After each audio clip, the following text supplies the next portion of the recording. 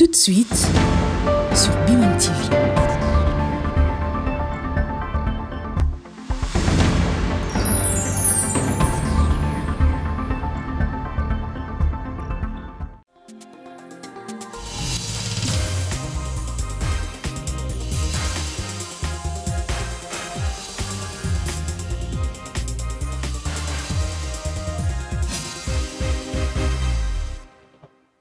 Bon début de semaine, Madame, Messieurs, merci de nous rejoindre pour vous informer. Bienvenue, voici le sommaire. Le retrait de rebelles de l'FC M23 ouvre une nouvelle phase à Uvira où le gouvernement congolais engage le rétablissement progressif de son autorité. Il annonce un retour encadré de la population, le redéploiement de FARDC et de la police, ainsi qu'une lutte résolue contre l'impunité pour restaurer durablement la stabilité et la cohésion sociale dans cette partie du pays. C'est la conclusion à Kinshasa de la réunion en urgence convoquée par la Première ministre. Judith Suminwa avait réuni les membres clés du gouvernement pour orchestrer une réponse globale à la crise, alliant sécurisation du territoire, assistance humanitaire et action judiciaire. Restauration de la paix dans la région des Grands Lacs, surtout de la partie est de la RDC, l'Union africaine sort son artillerie diplomatique. La structure supranationale africaine a levé le voile sur l'architecture de sa médiation pour tenter de ramener la stabilité. Selon le schéma, la médiation est placée sous l'autorité du président togolais Faure Gnassingbé, entouré d'un panel de 5 anciens chefs d'État africains chargés des dossiers sensibles allant de la sécurité à la réconciliation en passant par l'humanitaire et femmes. À partir de ce mardi 20 janvier, les autorités annoncent la reprise du bouclage général et systématique sur l'ensemble du territoire de Kinshasa, marquant ainsi la fin de la courtoisie routière. L'annonce était faite par la régie fourrière et de contrôle technique des véhicules de Kinshasa qui prévient qu'aucune indulgence ne sera accordée aux conducteurs en infraction. Et pour résoudre le problème de la circulation, une unité spéciale chargée d'appuyer les policiers de circulation routière est mise en place pour lutter contre les embouteillages de la capitale. Voilà pour le sommaire. Bienvenue à cette session d'actualité. La ville d'Uvira peut renouer sa quiétude après le retrait des rebelles de l'AFC M23. L'autorité de l'État se réinstalle progressivement dans cette partie de la province du Sud Kivu. Lundi, à Kinshasa, la première ministre a activé une cellule de coordination de crise. Objectif, encadrer la stabilisation de la ville et la prise en charge des urgences humanitaires et sécuritaires. L'exécutif affiche sa détermination à restaurer durablement l'autorité de l'État et la cohésion nationale dans ce coin du pays. Écoutez le porte-parole du gouvernement. Il ne suffit pas de dire qu'il se retire, mais il suffit de s'assurer que les services de l'État sont pleinement réinstallés. Et cette réinstallation ne peut se faire que de manière progressive parce que nous savons que la ville est restée infiltrée. Nous connaissons le plan avec ces discours stigmatisants envers la communauté Banyamulenge. Il faut s'assurer que le service aux frontières sont rapidement rétablis. Il faut aussi s'assurer, c'est ce qui justifie la présence des experts du ministère des Affaires sociales ou encore du ministère de l'Intérieur pour s'assurer que ces populations qui doivent revenir, ils reviennent dans quelles conditions? Parce que des maisons ont été occupées, des maisons ont été détruites. Il est donc important que ce travail préalable puisse être fait avant que l'autorisation ne puisse être accordée pour qu'ils reviennent. L'armée a déjà pris pied à Uvira, mais comme je vous le disais, comme nous l'avons dit plusieurs fois, la restauration, le retour de l'autorité de l'État à Uvira se manifestera par la restauration pleine des autorités. Et c'est prématuré pour que cela se fasse aujourd'hui. Parce que, comme nous le disons, nous savons que la ville est encore infiltrée, mais il faut que ceux qui s'occupent de la sécurité, notamment les militaires, arrivent à dresser un périmètre de sécurité sur la ville d'Uvira, parce que la ville d'Uvira ne peut pas être défendue dans Uvira. Donc, on doit s'assurer que dans les régions environnantes, dans les rayons environnants, qu'il n'y ait pas la présence de forces rwandaises et de leurs supplétifs. Aujourd'hui, il est important, tous ceux qui vivent à Uvira puissent vivre en harmonie et que nous puissions tous nous assurer qu'aucune de notre communauté n'est prise au piège des aventures. C'était le compte-rendu du porte-parole du gouvernement de la réunion d'urgence convoquée et présidée par la première ministre ce lundi sur la situation à Uvira. La crise humanitaire était dénoncée par la ministre des Affaires sociales. Eve Bazaiba a fustigé ce qu'elle a décrit comme une crise humanitaire croissante touchant les réfugiés congolais au Burundi et en Tanzanie, une crise alimentée par les combats en cours avec les militants du M23 lors du briefing avec son homologue de la communication des médias. La ministre a décrit ce déplacement comme une tragédie humaine, imputant de ce fait la reprise des violences dans l'est de la RDC. Plus de 337 000 Congolais sont réfugiés au Burundi et en Tanzanie suite à la guerre dans l'est de la RDC. Des chiffres communiqués officiellement par la ministre d'État, ministre des Affaires sociales, Action humanitaire et solidarité nationale lors d'un briefing presse autour de sa tournée humanitaire dans ces deux pays. De ces statistiques, environ 250 000 Congolais déplacés par la guerre se trouvent actuellement au Burundi, répartis sur 7 sites d'accueil, tandis qu'en Tanzanie, Eve Bazaiba indique avoir recensé 87 000 déplacés, dont 50 000 enfants âgés de 0 à moins de 18 ans. Compte tenu des circonstances exceptionnelles, la RDC va s'occuper de tous les réfugiés. Il faut quand même reconnaître que la première mission, nous l'avons effectuée humanitaire, en tout cas au Burundi et en Tanzanie. La seconde mission humanitaire aura lieu. Il n'y a pas que l'Ouganda, il y a la Zambie, il y a dans tous les autres pays. Le dossier est bien ficelé, fignolé par le vice-premier ministre en charge de l'Intérieur qui a la gestion des réfugiés. Et chaque fois que le cas nous sera apporté à notre connaissance, nous allons organiser une enveloppe pour arriver sur place et travailler avec le pays hôte ainsi que le Haut Commissariat aux réfugiés.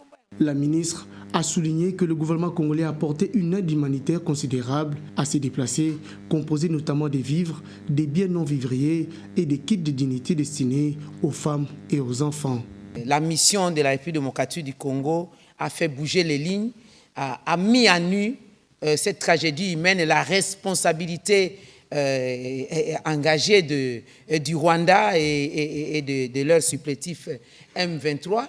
Parce que les Congolais n'ont pas fui la misère, n'ont pas fui la faim, n'ont pas fui des problèmes climatiques, mais plutôt à cause de ces conflits armés. Du coup, comme le monde entier en a parlé, en tout cas les deux dernières 48 heures ici, merci à tous les médias du monde, ils ont martelé dessus pour montrer comment est-ce que la population souffre par l'effet des comportements bellicistes du Rwanda et leurs supplétifs. Malgré ces conditions difficiles, Eve Bazaiba a salué la résilience et l'attachement à la patrie manifesté par ces déplacés congolais qui expriment unanimement leur désir de retourner au pays dès le rétablissement de la paix. Persistance des conflits armés, fragilité du système de santé et effet croissant des perturbations climatiques, le gouvernement congolais a déployé une assistance humanitaire significative. Elle comprend des vivres et non-vivres, de kits de dignité destinés principalement aux femmes et aux enfants, un lot estimé à 1,4 milliard de dollars américains pour répondre aux besoins humanitaires à l'échelle nationale. Nous devons dire que c'est une tragédie humaine. C'est une désolation. Moi-même, je me sens révolté de voir les compatriotes souffrir ainsi parce qu'ils n'ont pas fui la République démocratique du Congo parce qu'il y a la misère, ils n'ont pas fui les pays parce qu'il y a des problèmes climatiques, mais ils ont fui les pays à cause des hostilités dont ils sont victimes, ces compatriotes, à cause de l'agression rwandaise et perpétré par les supplétifs M23. Au Burundi, globalement, il y a environ 250 000 Congolais de toutes les vagues. 250 000 Congolais que le HCR et le gouvernement burundais, au nom du gouvernement que je félicite en passant pour la gestion de ces Congolais, l'accueil déjà, ouvrir les frontières pour accueillir les Congolais qui cherchent l'abri, l'asile. Les 250 000 sont parsemés dans environ 7 sites. Et le gros lot se trouve dans les sites de Bousouma, où vous avez 67 000 compatriotes. dont 30 000 enfants à peu près, et 2200 enfants, selon les statistiques que nous avons, non accompagnés, qui ne connaissent même pas d'où ils viennent, des petits enfants. La situation humanitaire dégradante, caractérisée par des déplacements multiples des populations dans l'Est de la RDC suite aux affrontements armés, inquiète de plus en plus des dirigeants du monde, y compris le pape Léon XIV. Lors de la prière de l'Angélus dimanche au Vatican, le souverain pontife a exprimé son soutien aux populations de cette partie de la RDC confrontées à la violence et au déplacement massif. Le Saint-Père a mis un accent particulier sur les réfugiés d'Uvira vers la frontière burundaise. Lors de la prière de l'Angélus dite ce dimanche au Vatican, le pape Léon XIV a exprimé sa préoccupation face aux souffrances des populations de l'Est de la République démocratique du Congo. Le souverain pontife a fustigé les déplacements forcés des habitants de la ville d'Uvira vers les pays voisins, notamment le Burundi. Aujourd'hui, en particulier, je voudrais me souvenir des souffrances des populations de la RDC qui doivent fuir leur propre pays et se diriger vers le Burundi et affronter une grave crise humanitaire. Le Saint-Père a appelé les communautés chrétiennes du monde à renforcer la prière pour l'unité des chrétiens, rappelant que cet engagement devrait aller de pair avec la paix et la justice dans le monde. J'invite toutes les communautés à renforcer la prière pour l'unité des chrétiens. Notre engagement pour l'unité doit être accompagné par celle de la paix et de la justice dans le monde. Le pape a également exprimé sa solidarité avec les victimes des pluies torrentielles et des inondations qui ont frappé l'Afrique australe ces dernières semaines. L'Afrique du Sud, le Mozambique et le Zimbabwe ont été particulièrement touchés, avec plus d'une centaine de morts et des communautés entières submergées.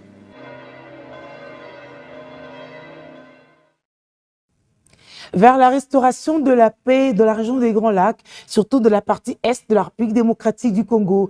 L'Union africaine a présenté à Lomé l'architecture de sa médiation sous la conduite du président togolais Faure Gnassingbé. Un panel de 5 anciens chefs d'État africains l'entoure, chacun étant chargé des dossiers sensibles, la sécurité, la réconciliation, l'humanitaire et les femmes, pour ne citer que ça.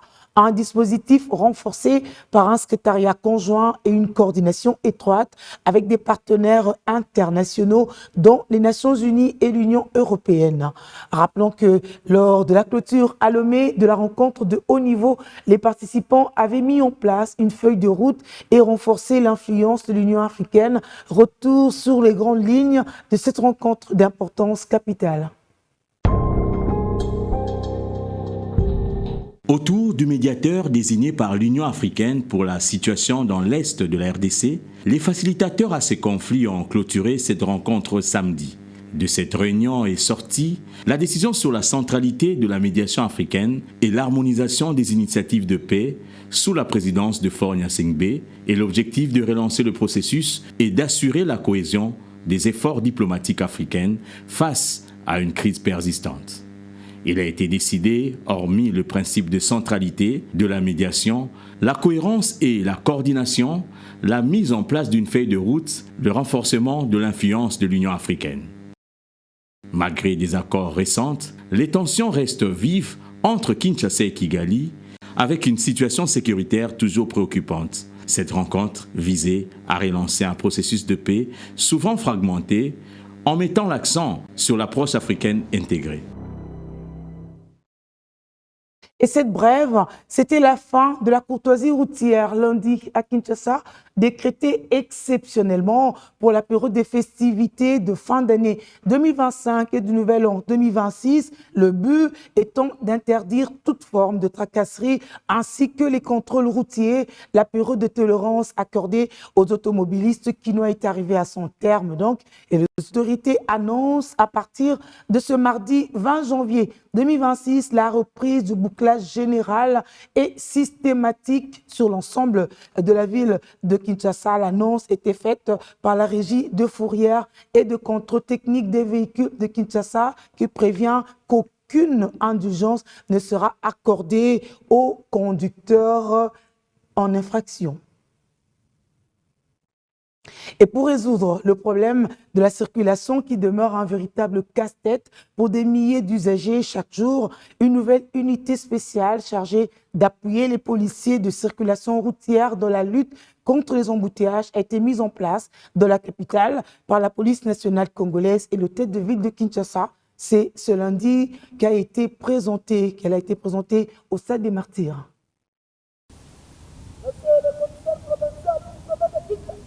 Au cours de cette parade, le commissaire provincial de la PNC ville de Kinshasa a lancé la nouvelle structure dédiée à la régulation du trafic urbain. Selon le commissaire divisionnaire Israël Kantou Bakoulou, cette unité répond à la nécessité de renforcer les dispositifs existants face à l'ampleur des difficultés de circulation dans la ville. Désormais, les carrefours quinois réputés problématiques seront placés sous le contrôle de ces éléments, sélectionnés au sein de différentes unités de la police pour leur discipline et leur rendement. Leur mission consistera notamment à disperser les marchés pirates, démanteler les parkings illégaux, occupant impunément les carrefours, mais aussi à veiller au contrôle des permis de conduire, ainsi qu'à la validité des certificats de contrôle technique des véhicules.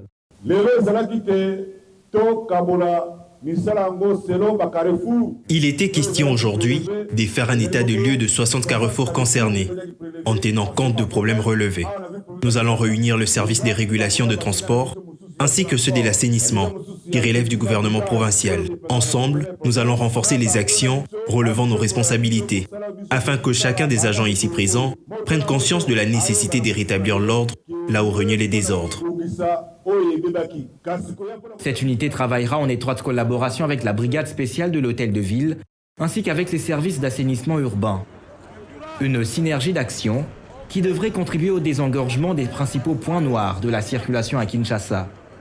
À travers cette initiative, les autorités policières et urbaines entendent restaurer l'ordre sur la voie publique et améliorer la mobilité dans la capitale, confrontée depuis plusieurs années à une congestion chronique liée à l'occupation anarchique des artères et à l'augmentation du parc automobile.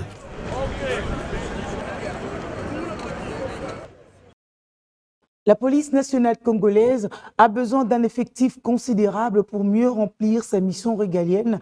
Dans la ville de Béni, au Nord Kivu, elle a organisé le test d'admission à l'école nationale congolaise. Sur 410 candidats ayant passé ce concours, seuls 150 élèves policiers seront retenus. Suivez les détails dans ce reportage. Ils sont au total 401 candidats policiers qui ont passé dimanche en ville de Béni le concours d'admission à l'école de police. Ayant lancé ces concours, le commissaire provincial de la PNC au Nord Kivu, le commissaire divisionnaire adjoint Dieudonné Makambo, a affirmé que l'objectif de ces tests est de préparer la relève de la police nationale congolaise. Je voudrais d'abord vous rappeler une chose, c'est la discipline.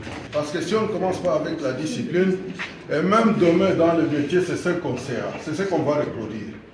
Pas de tricherie, l'examen est facile. Chacun de nous est diplômé d'État, il va bien réfléchir. Et notre souci, c'est quoi? C'est que demain, vous remplaciez petit à petit cette police. Et nous avons maintenant une police vraiment professionnelle.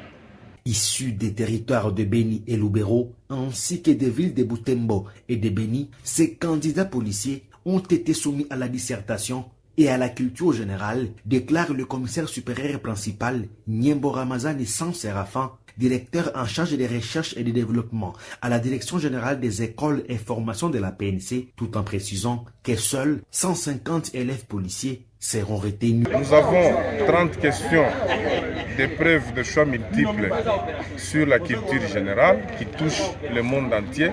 Nous avons 30 questions sur la culture générale sur les institutions du pays. Et puis nous avons la dissertation, c'est un examen à forme traditionnelle. Donc on a donné un thème sur la police. On demande à ce que tous les policiers puissent raisonner sur le 401, on doit retenir en première vague 150 candidats policiers. Éligibles à cet examen, il fallait d'abord avoir les niveaux de diplôme d'État. Et de deux, il faudrait nécessairement n'avoir pas dépassé 30 ans. Et ensuite, il faut avoir des conditions psychiques, physiologiques, psychologiques, tout ce que vous connaissez. Soulignons que ce concours intervient après une précédente étape de recrutement volontaire il y a de cela quelques temps. Rendre hommage à Patrice Emery Lumumba, c'est aussi se réapproprier son idéologie et en marge de la commémoration du 65e anniversaire de l'assassinat du premier ministre congolais célébré le week-end dernier et pour laquelle la journée de ce lundi était chômée et payée. La coalition nationale des volontaires pour la défense de la patrie a appelé les Congolais à s'approprier le combat de ce héros national en vue de défendre l'intégrité territoriale du pays, de faire face à toute tentative de balkanisation et de résister à toute forme d'agression. Les combats et les sacrifices, mais surtout l'idéologie de Lumumba, est loin d'être oubliée de la mémoire congolaise. À l'occasion de la commémoration du 65e anniversaire de l'assassinat de Patrice Emery Lumumba, la Coalition nationale de volontaires pour la défense de la patrie a rendu hommage à ces héros nationaux et figures emblématiques du nationalisme congolais. Mais également appelé le Congolais à s'approprier le combat de Lumumba pour défendre la patrie face à la balkanisation et de résister contre toute forme d'agression, notamment celle dont est victime la RDC dans sa partie Est. Tout Congolais a le devoir de défendre sa patrie si celle-ci est menacée. Telle est notre présente situation face à l'agression que traverse notre patrie avec le Rwanda et ses supplétifs. Devant le professionnel de médias, la Coalition nationale de volontaires pour la défense de la patrie Wazalendo a lancé un appel à l'unité et à la mobilisation patriotique face aux enjeux sécuritaires actuels et l'engagement citoyen pour la défense de la patrie. Et par la même occasion, annoncer le lancement de la campagne d'éveil patriotique sur l'ensemble du territoire national, tout en soulignant que la lutte pour la souveraineté et la sécurité du pays est une responsabilité collective et que chaque citoyen est un Wazalendo. Tout citoyen congolais en principe devrait être Wazalendo. Donc c'est un combat de tout le monde. C'est pourquoi nous avons dit que non, il faudrait que les Kinois en particulier et les Congolais en général puissent s'approprier ces combats-là. Et nous ne pouvons le faire qu'à travers l'éveil patriotique. Pas l'éveil patriotique seulement pour la guerre, mais pour que nous puissions prendre les choses à main, pour que nous puissions, comme Mouzé le disait bien, que nous puissions nous prendre en charge. Déterminée à protéger l'intégrité territoriale aux côtés des FARDC, la VDP insiste sur la nécessité d'une implication responsable de volontaires dans le respect de lois et de valeurs républicaines. Services Impact and Transformation, une institution qui travaille dans l'encadrement et la transformation de la société par une série de sensibilisations dans tout le secteur de la vie nationale visant à inculper les valeurs d'intégrité et d'éthique dans le travail, a lancé ses activités à Kinshasa, c'était dimanche. Le constat est en partie de la dégradation des valeurs morales de la société congolaise. Pour des initiateurs de ce mouvement, la compétence seule ne suffit pas en soi pour garantir un développement réel et intégral de la société. Service for Impact and Transformation est une institution qui tend à se formaliser en RDC dans le but de concevoir une plateforme d'encadrement et de transformation de la société en inculquant les valeurs fondamentales d'intégrité et de loyauté ainsi que d'éthique du travail par les biais de la sensibilisation.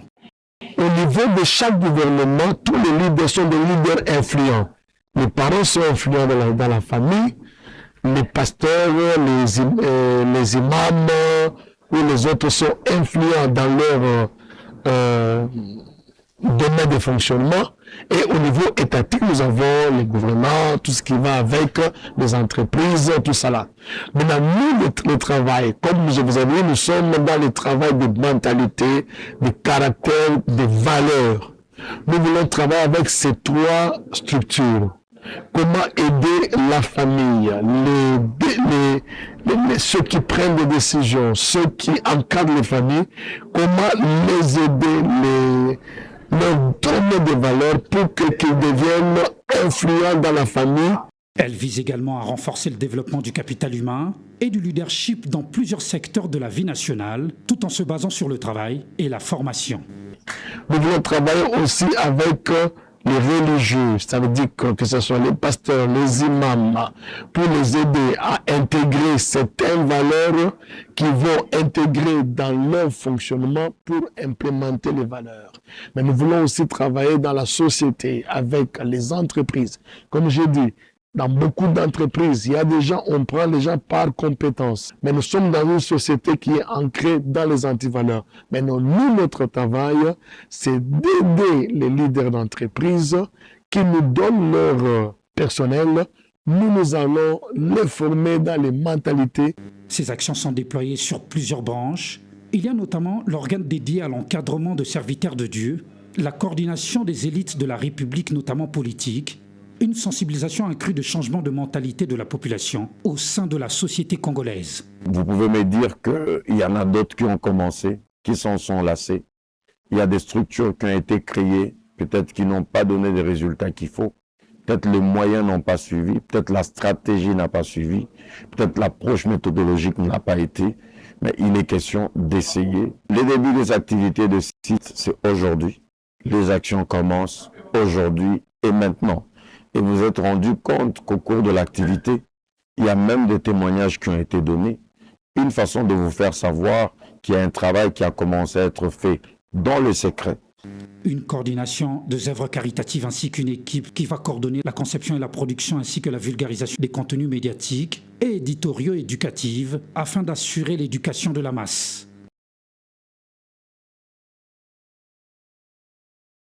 Décédé le 1er janvier dernier, le révérend Albert Djamba Wato, fondateur des églises écossais, a eu droit à un dernier culte d'adieu avant son inhumation. Ces célébrations avaient réuni la famille biologique, les responsables religieux, ainsi que plusieurs invités. Ils étaient venus saluer la mémoire d'un homme de foi et de dévouement. L'église MLK de Créteil en région parisienne a accueilli la diaspora afro-congolaise de France à l'occasion des obsèques du révérend Dr Djamba Albert Wato, patriarche, bâtisseur et père fondateur de l'Union des églises écossais. Il est décédé le 1er janvier 2026 dans un hôpital de la région parisienne des suites d'une longue maladie. C'était un homme de cœur qui avait... Dans son message, le président de l'Écossais, le pasteur Jean-Sébastien Sampera, a salué la fidélité, la loyauté et l'engagement du révérend Dr Albert Wato envers Dieu, rappelant le rôle majeur qu'il a joué dans l'édification et le rayonnement de l'Union des églises écossais. Cofondateur de l'IBAC, le défunt laisse un héritage spirituel qui a marqué de nombreuses vies. Au niveau de l'Écossais, nous continuerons l'œuvre du professeur Albert Wato, selon sa vision, qui n'est pas morte mais qui lui survivra. Une nouvelle vie commence et Papa Wato restera toujours dans nos cœurs. Nous pleurons le départ d'un grand général dans l'armée du Seigneur, mais nous avons l'assurance qu'il est entré dans la gloire de son maître. Membre fondateur du Conseil national des évangéliques de France, CNEF, le pasteur Albert Wato a également œuvré pour l'intégration et la reconnaissance officielle des églises issues de la diaspora afro-congolaise de France. Le CNEF était représenté à la cérémonie par le pasteur Clément Diedrick, qui a rappelé l'importance de sa contribution au sein de cette institution. Prenant la parole à son tour, le pasteur Billy Graham Kitois a exhorté l'Assemblée à la réconciliation et à l'amour du prochain, soulignant que Dieu est amour. Très émue, la famille biologique du défunt a témoigné de l'homme qu'il fit au quotidien, un père aimant, un époux attentionné et un homme profondément tourné vers les autres. Il aimait beaucoup les personnes autour de lui. Toujours du monde, toujours il veut donner, toujours, même quand il n'a rien, il veut donner. La cérémonie s'est achevée par un temps de prière pour la famille avant la levée du corps pour sa dernière demeure. Si l'homme s'en est allé, son œuvre et la vision du professeur Albert Wato demeurent vivants, laissant un héritage durable au sein de l'Église et de la communauté chrétienne. La Ligue pour les droits et obligations du contribuable au Congo a organisé en collaboration avec la Direction générale des impôts une matinée de sensibilisation à l'intention des représentants des organisations des artisans de la République démocratique du Congo. Cette rencontre s'est inscrite dans le cadre d'une vaste campagne nationale de promotion du civisme fiscal destinée à toucher toutes les catégories des contribuables, y compris celles du secteur informel. Placée sous le thème des droits et obligations de l'artisan dans le processus de la fiscalité, cette activité avait pour objectif principal de mieux outiller les artisans sur les mécanismes fiscaux en vigueur, tout en dissipant des incompréhensions et craintes liées à l'administration fiscale. Les échanges ont permis de rappeler que la fiscalité, loin d'être une contrainte punitive, constitue un levier essentiel des développements économiques et des structurations du secteur artisanal. Dans son intervention, le coordonnateur de la DIDOC ASBEL a insisté sur la nécessité d'une fiscalisation juste, adaptée à la réalité des artisans, soulignant que le respect des obligations fiscales doit aller de pair avec la garantie des droits des contribuables, notamment en matière d'information, de transparence et de traitement équitable de l'administration fiscale. L'artisanat constitue un potentiel important de l'assiette fiscale de notre pays. Mais malheureusement, il est un peu négligé. Alors, on les a conscientisés de manière à ce que ils puissent être fiscalisés. Ils puissent chacun avoir un numéro impôt et commencer à connaître leurs droits et leurs obligations en matière fiscale. De telle manière que chacun, en ce qui les concerne, puisse commencer à déclarer, à payer l'impôt qu'il doit supporter vis-à-vis du trésor public. Au cours de cette matinée, les artisans issus des différents secteurs d'activité ont exprimé leurs préoccupations et doléances, principalement liées à la pression fiscale, aux tracasseries administratives et autres manques d'informations. On attend beaucoup de choses parce qu'il y a beaucoup de lacunes en ce qui concerne l'octroi de la taxe. Il y a beaucoup de tracasseries, il y a beaucoup de mafias. Donc, le bienvenu pour éclairer aux artisans qui sont le pilier moteur de l'économie de la RDC, comment accéder, comment payer la taxe, comment avoir des papiers juridiques, comment... Voilà, c'est ça. L'IDOC ASBEL a rassuré les participants que l'ensemble de ces préoccupations a été soigneusement enregistré et sera transmis en tant que chambre des métiers aux autorités compétentes pour un examen au cas par cas. Cette démarche vise à encourager l'entrepreneuriat local, à améliorer le climat des affaires pour les artisans et à leur permettre de travailler sans tracas administratifs, notamment sur le plan fiscal. Voilà une conscientisation pour boucler ce journal. C'est sa fin. Merci de l'avoir suivi.